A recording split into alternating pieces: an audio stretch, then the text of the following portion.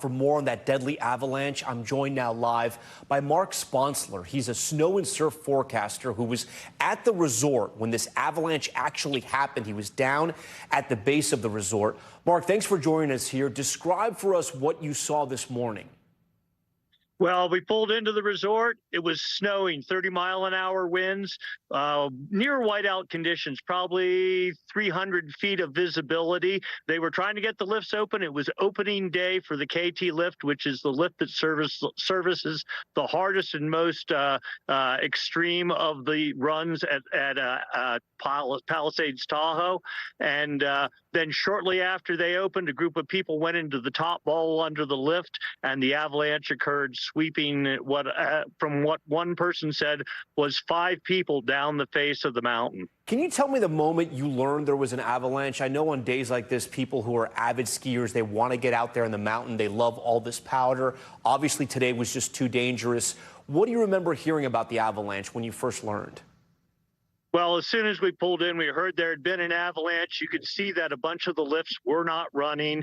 And I went up and talked to patrol, and they said they were on their way up to go start organizing the search to locate the people that had gotten swept up in the avalanche. Of course, you know, everyone wants to go skiing, but when these sort of events happens, it's all hands on deck. And most of the people that were skiing there for pleasure at the top of the mountain helped join the search to try to locate any survivors. What was that operation like? Talk to me about the amount of people you saw go up the ski lift when they knew there was an avalanche that had just happened.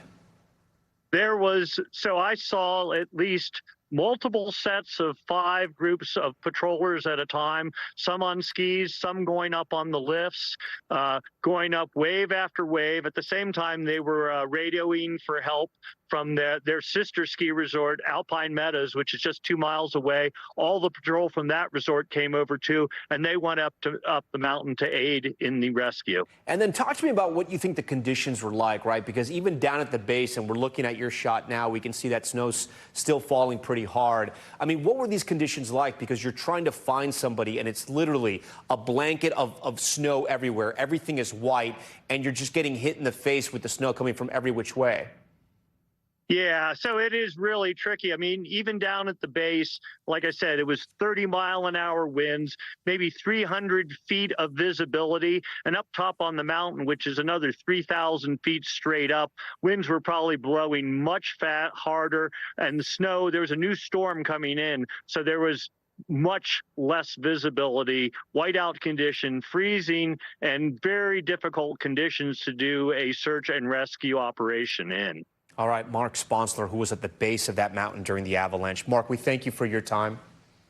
Thanks for watching. Stay updated about breaking news and top stories on the NBC News app or follow us on social media.